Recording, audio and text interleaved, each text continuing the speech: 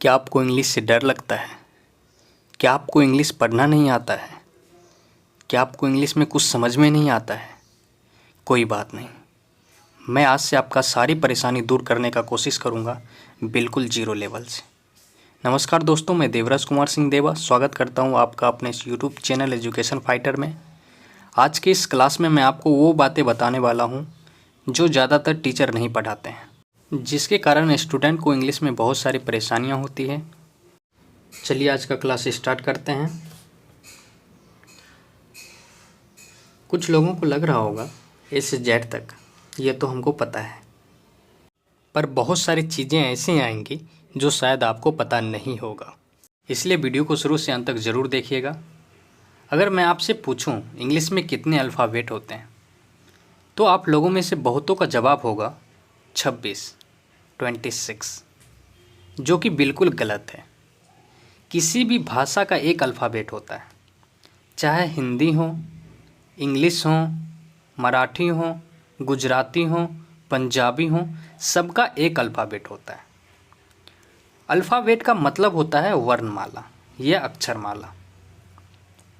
ABCDFG ये सब letter हैं, अक्षर हैं। देखिए इसको इस तरह से समझिए।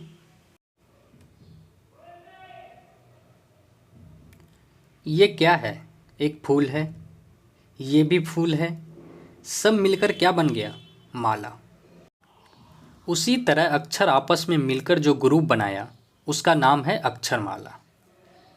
इसको वर्णमाला भी कहते हैं, तो बन गया वर्णमाला। अब आपसे कोई पूछेगा इंग्लिश में कितने अल्फ़ाबेट होते हैं, तो आपका क्या जवाब होगा? 1, क्योंकि ग्रुप को ही अल्फ़ाबेट कहा जाता है। और लेटर कितने होते हैं? तो जवाब होगा 26, 26। इंग्लिश में ए से जेड तक कुल 26 लेटर होते हैं, जबकि हिंदी में ओ से हो तक 46 वर्ण होते हैं। है ना इंग्लिश बहुत आसान। इंग्लिश अल्फ़ाबेट में लेटर दो प्रकार के होते हैं, capital letter, small letter. Capital letter को बड़े अक्षर बोला जाता है, जैसे आप बड़ी ABCD लिखते हैं, ये हो गया कैपिटल लेटर। स्मॉल लेटर को छोटे अक्षर बोला जाता है। आप जो छोटी ABCD लिखते हैं उनको छोटे अक्षर स्मॉल लेटर बोला जाता है। ठीक है। अगला जो हम लोग बात करने वाले हैं वो है हैंडराइटिंग के ऊपर। बहुत लोगों का हैंडराइटिंग अच्छा नहीं बैठता है और वो बेवजह परेशान रहते हैं कि उनका हैंडराइटिंग इतना ख़राब है कि उसे सुधारा नहीं जा सकता है। बिल्कुल सुधारा जा सकता है। कारण यह है कि वो कभी प्रैक्टिस नहीं करते हैं और उसे इंग्लिश भाषा लिखने का नियम नहीं पता होता है। इंग्लिश राइटिंग लिखने के कुछ नियम हैं। चलिए मैं आपको वो नियम बता देता हूँ, ताकि आप उसी नियम के अनुसार अगर आप लिखेंगे तो आपका हैंडराइटिंग जो है काफ़ी अच्छा लगेगा देखने में। सबसे पहले कैपिटल लेटर्स का नियम जानते हैं। YZG ये तीनों कैपिटल लेटर्स 4 लाइनों पर लिखे जाते हैं। बाकी जितना कैपिटल लेटर्स बचा वो ऊपर वाली 3 लाइनों पर लिखे जाते हैं। ठीक है। अगला जो है IJ और Z के ऊपर जो है बिंदी नहीं लगाई जा। अगला है स्मॉल लेटर ACEIMNORSUVWX ये तेरे लेटर्स बीच की 2 लाइनों में लिखा जाता है। BDHKLT ये 6 लेटर ऊपर की 3 लाइनों में लिखा जाता है। F मात्र एक ऐसा लेटर है जो 4 लाइनों में लिखा जाता है। JGPQY ये 6 लेटर नीचे वाली 3 लाइनों में लिखा जाता है। इन सभी लेटर को आप 4 लाइनें वाली कॉपी पर अभ्यास कीजिए।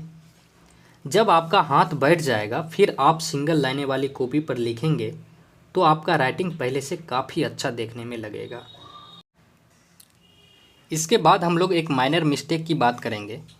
बहुत सारे स्टूडेंट इंग्लिश लिखते टाइम कभी कैपिटल लेटर तो कभी स्मॉल लेटर लिख देते हैं।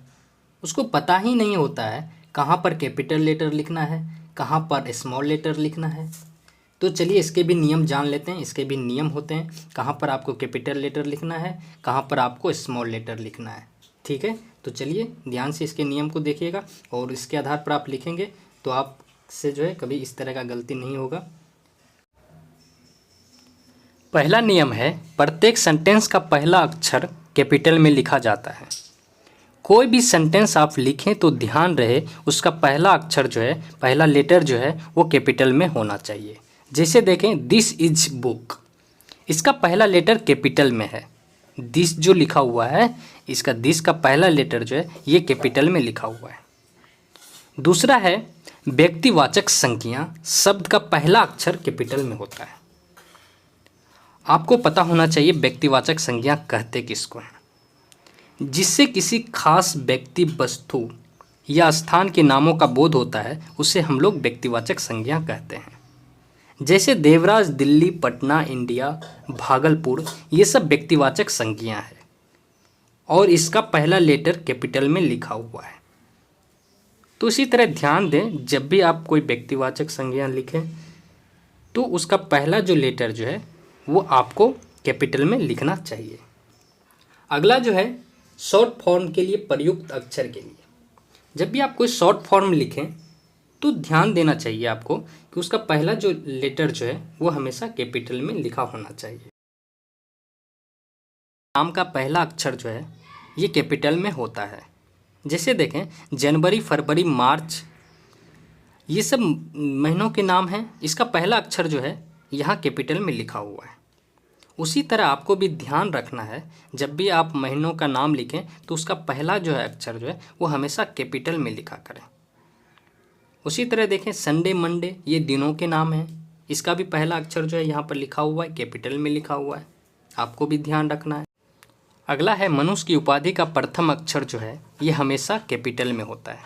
जैसे doctor, engineer, BA, LLB, MCOM, इसका आपने देखा होगा पहला जो अक्षर लिखा जाता है वो हमेशा कैपिटल में लिखा जाता है। इसलिए आपको भी ध्यान रखना है, जब भी आप लिखें डॉक्टर, इंजीनियर, BA, इस तरह का जो भी उपाधि आप लिखते हो तो उसका पहला अक्षर जो है ये कैपिटल में लिखा कीजिए।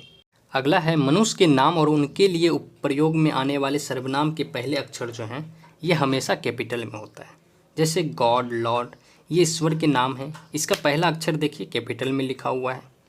और सर्वनाम, सर्वनाम कहते किसको हैं? संज्ञा के बदले में प्रयुक्त होने वाले शब्द। यहाँ पर देखिए, ही और हिज, ये जो है ये भगवान के लिए प्रयुक्त हुआ है यहाँ पर। तो इनका भी पहला अक्षर जो है, पहला लेटर जो है वो कैपिटल में लिखा हुआ है।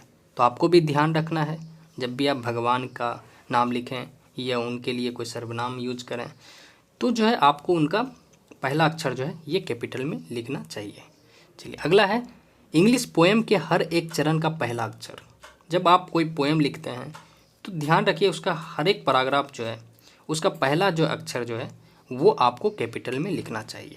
जैसे यहाँ देखिए, उदाहरण के लिए, his coat is ragged and blown away, he drop his head and he know not why. इस यहाँ देखिए एक पोएम लिखा हुआ है, इसका पहला जो है लेटर जो लिखा गया है हिज, यहाँ H जो है ये कैपिटल में लिखा हुआ है। फिर देखिए दूसरा जो पैराग्राफ है, एंड भी जो है ये कैपिटल में लिखा हुआ है, ही भी कैपिटल में लिखा हुआ है। तो इसी तरह आप पोएम का जो है हर एक चरण का जो पहला जो लेटर जो है ये कैपिटल में लिखिए। ठीक है।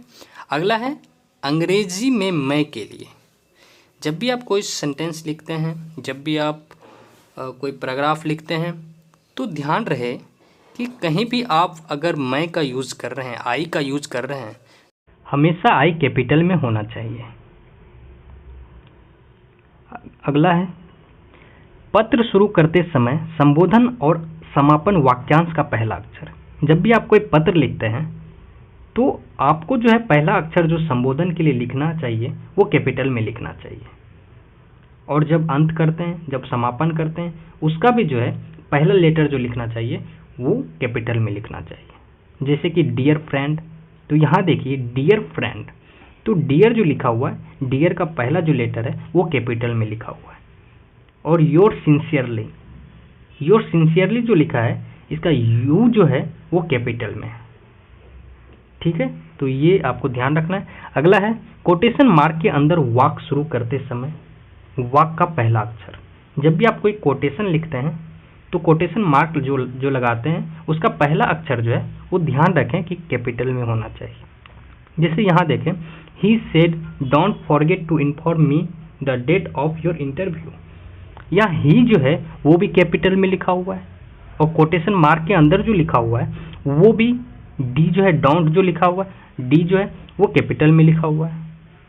ठीक है, तो ये कुछ बेसिक से चीज़ थे जो आज की क्लास में हम लोगों ने देखा। अगर आपको पहले से पता है तो अच्छी बात है, और भी आपका रिवीजन हो गया और आप अच्छे से रूल को जान लिए, तो आज के लिए काफ़ी है। अगले क्लास में फिर मुलाकात होगी। अगले क्लास में हम लोग देखेंगे वॉवेल किसे कहते हैं, कॉन्सोनेंट किसे कहते हैं, सेमी वॉवेल किसे कहते हैं, और कितने होते हैं, कौन सा लेटर कौन सा साउंड निकालता है। इसलिए अगर चैनल को सब्सक्राइब नहीं किए हैं तो चैनल को सब्सक्राइब कर लें, ताकि अगला वीडियो आप देख सकें। नोटिफिकेशन भी ऑन कर लें ताकि आपको नोटिफिकेशन मिले और आप इंस्टेंट वीडियो देख सकें। Thank you so much for watching this video. Have a nice day, enjoy कीजिए और चैनल को सब्सक्राइब भी कीजिए।